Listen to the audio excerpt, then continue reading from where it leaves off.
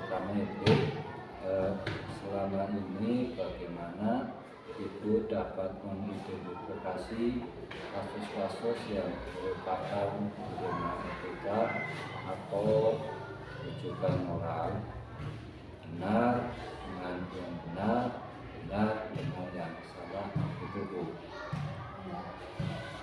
Untuk mengidentifikasi kasus-kasus yang merupakan dilema etika itu kan pertama pastinya mencari tahu, mencari kabar atau kisah-kisah yang tersebar. Kemudian setelah itu masalah yang baru, kemudian mencari kebenarannya, benar atau tidak isu-isu atau kisah-kisah itu. Apabila benar berarti harus kita segera bertindak. Selama ini bagaimana Ibu menjalankan pengambilan keputusan sekolah tersebut, terutama untuk kasus-kasus di mana ada dua kepentingan yang sama-sama benar atau sama-sama mengandung nilai kebijakan. Sebelum mengambil keputusan, tentunya pertama melakukan identifikasi masalah tersebut. Kemudian siapa saja pihak yang terlibat. Kemudian mengumpulkan fakta juga dan seterusnya sehingga dalam mengambil keputusan yang tepat bagi semua pihak yang bermasalah. Dan tidak lupa kita mengutamakan atau mengedepankan prinsip kekeluargaan dan musyawarah untuk mufakat. Kemudian langkah-langkah atau prosedur seperti apa yang biasa Ibu lakukan selama ini? Langkah-langkahnya berarti yang pertama tadi kita bersama-sama berdiskusi, karena di sekolah kan ada dewan kita berdiskusi, musyawarah, juga melibatkan komite bila perlu. Dan apabila masalahnya besar, dianggap cukup besar, berarti kita juga punya pengawas, minta saran, minta nasihat dan pengawas juga. Selanjutnya hal-hal apa saja yang selama ini dianggap efektif dalam mengambil keputusan pada kasus-kasus etika? Untuk yang efektif ya, mengambil keputusan yang efektif berarti berdialog dari hati ke hati dengan prinsip kekeluargaan sehingga dapat memunculkan solusi atau keputusan yang diterima oleh semua dengan bijak. Kemudian hal yang ataupun tantangan dalam pengambilan keputusan pada kasus-kasus etika itu seperti apa ya? Tantangan dalam mengambil keputusan di etika berarti bagaimana cara mencari solusi yang terbaik bagi semua pihak dengan resiko seminimal mungkin tanpa menyakiti perasaan pihak siapapun atau manapun. Kemudian membutuhkan dukungan dari semua warga sekolah juga. Apakah Ibu memiliki sebuah kata-kata ataupun jadwal tertentu dalam sebuah penyelesaian kasus dilema etika? Apakah Ibu langsung menyelesaikan cepat atau memiliki sebuah jadwal untuk menyelesaikannya, untuk atau prosedur seperti apa yang Ibu jalankan? Intinya saya mempunyai jadwal tertentu dalam menyelesaikan kasus dilema etika. Kalau ada masalah berarti saya langsung cepat tepat menyelesaikan masalah.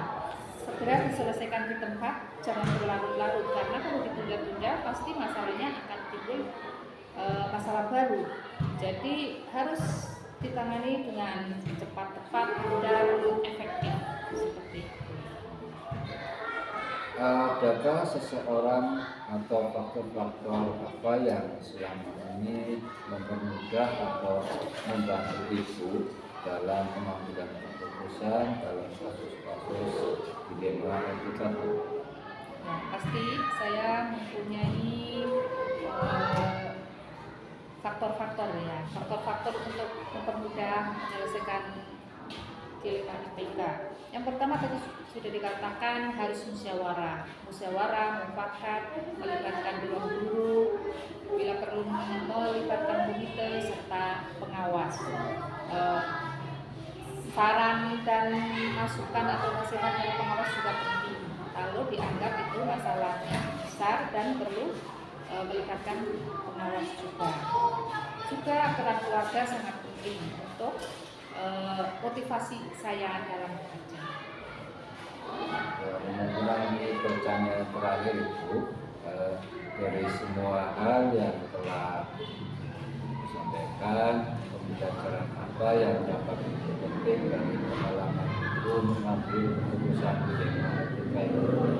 Ya, sebagai kepala sekolah pastinya dalam mengambil keputusan apapun harus berdasarkan kesepakatan bersama, musyawarah, mufakat, kemudian yang sudah diputuskan pasti harus dapat dipertanggungjawabkan oleh semua pihak, karena bekerja dengan bersama-sama pasti akan menjadi lebih ringan daripada bekerja dengan sendiri.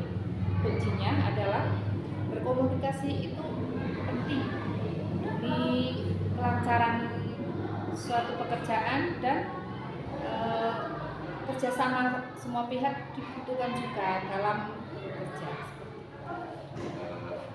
Dengan itu yang dapat saya tanyakan itu, mohon maaf dan terima kasih sekali atas waktunya itu yang telah diberikan kepada kami.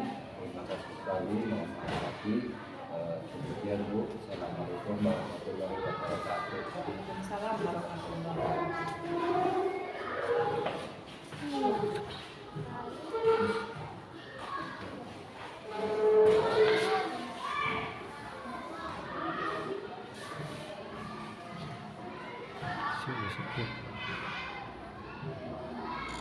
Olah kuat sih.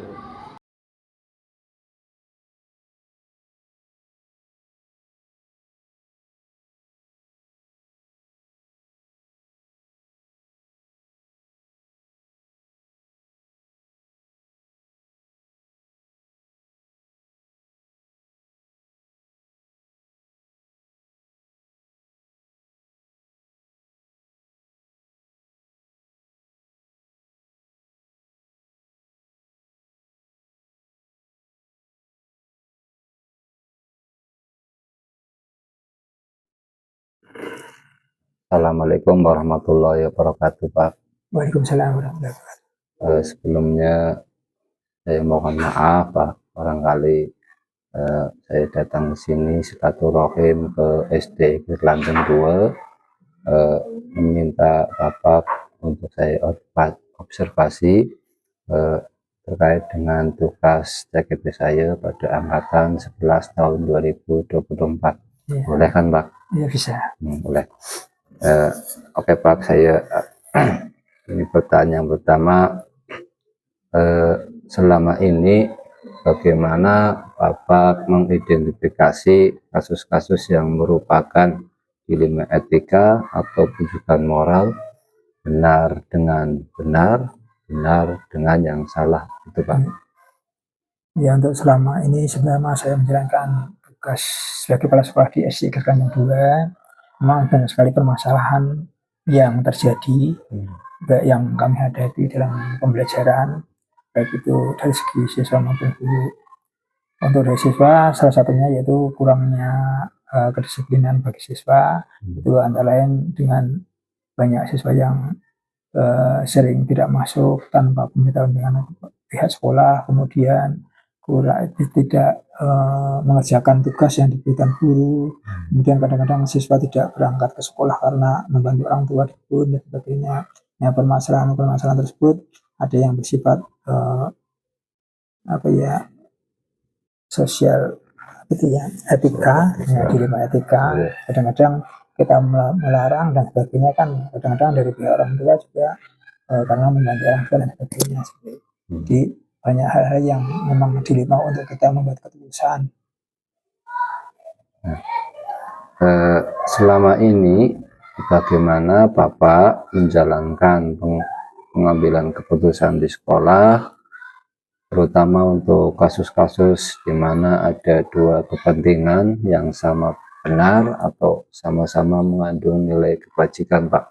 Ya, untuk keputusan yang saya ambil saat ini sementara adalah memanggil kedua belah pihak dari anak dan orang tua ke sekolah, misalnya untuk yang bisa terjadi kepada anak, saya perkelahian dan sebagainya.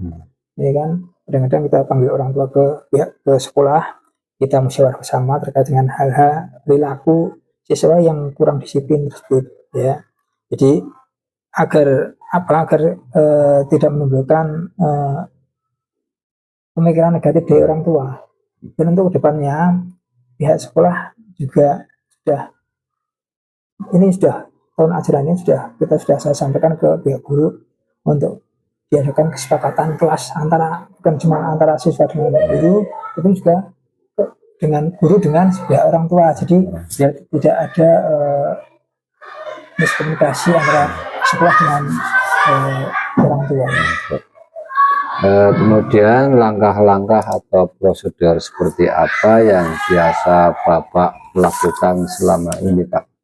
Untuk pengambilan langkah-langkah yang kami ambil, yaitu yang pertama yaitu menganalisis mengenali nilai yang saling bertentangan, kemudian menentukan siapa yang terlibat, mengumpulkan fakta, kemudian penyajian tentang kebenaran permasalahan, pengujian kebenaran, kemudian prinsip, resolusi, investigasi, opsi, kemudian membuat keputusan dan refleksi.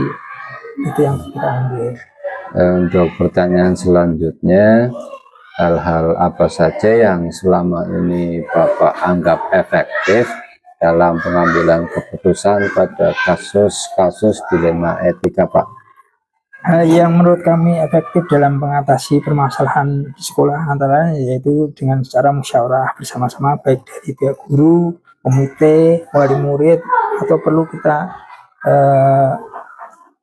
mendatangkan tokoh masyarakat, kita ajak musyawarah bersama untuk mengatasi permasalahan-permasalahan yang ada di masyarakat. Contoh lain misalnya permasalahan di masyarakat yang dilema etika itu, contohnya bila ada budaya atau adat di daerah sini kan biasanya misalnya contohnya sedekah bumi. Nah, itu biasanya pada waktu itu kan masyarakat menyelenggarakan sedekah bumi itu, kemudian anak tidak masuk karena ini semacam ini yang sering kita lakukan, yaitu kita musyawarah dengan tokoh masyarakat, dengan pihak guru, komite, agar dari pihak sekolahan juga tidak merasa terganggu, masyarakat juga merasa isinya bumbung sebagainya. Dan seperti itu. Jadi untuk sekolah tetap kita masukkan anak-anak kita masuk, tapi tidak full satu hari, tapi paling setengah hari atau apa, kemudian harus dipulangkan agak awal untuk mengikuti kegiatan di masyarakat. Jadi biar sekolahan juga, karena sekolah itu juga berwawasan lingkungan, biar seperti itu. Tadi mengenai efektif dalam mengambil keputusan, sekarang hal yang menjadi tantangan dalam pengambilan keputusan pada kasus-kasus dilema etika itu seperti apa ya, Pak? Ya, memang segala keputusan itu mesti ada pro dan kontra baik itu dari pihak sekolah maupun dari masyarakat. Jadi contoh yang tadi saya sampaikan, contohnya antara lain yaitu bahwa penerapan disiplin di sekolah ini kan kadang-kadang menjadi dilema juga buat guru. Kadang-kadang kita menerapkan disiplin pada siswa dari pihak orang tua atau wali murid, kadang-kadang ini menganggap anak dibully dan sebagainya. Padahal untuk maksud dari pihak sekolah adalah untuk memberikan didikan agar anak itu lebih disiplin, lebih baik dalam perilaku seperti itu.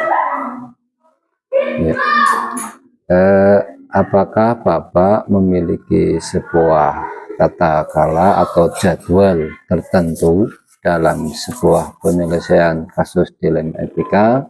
Apakah Bapak langsung menyelesaikan di tempat atau memiliki sebuah jadwal untuk menyelesaikannya?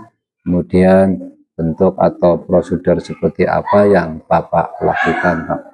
Untuk sementara ini memang dari pihak sekolah itu atau saya sendiri itu belum mempunyai jadwal tertentu, biasanya misalnya terjadi suatu permasalahan langsung kita selesaikan secara biar tidak berlarut-larut. Musyawarah. Jadi tidak kalau untuk sebetulnya kita sudah sampaikan, kita panggil pihak orang tua, kita musyawarah bersama. Kadang-kadang kita juga mendatangkan dari tokoh masyarakat atau komite untuk membahas permasalahan yang ada. Kemudian adakah seseorang atau faktor-faktor apa saja yang selama ini mempermudah atau membantu Bapak dalam pengambilan keputusan pada kasus-kasus dilema etika, Pak?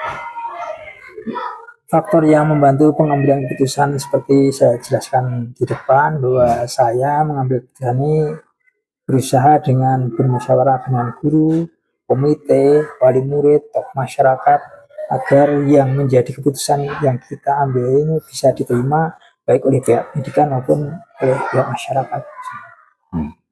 Selanjutnya, dari semua hal yang telah Bapak sampaikan, pembelajaran apa yang Bapak petik dari pengambilan Bapak mengambil keputusan dilema etika, Pak?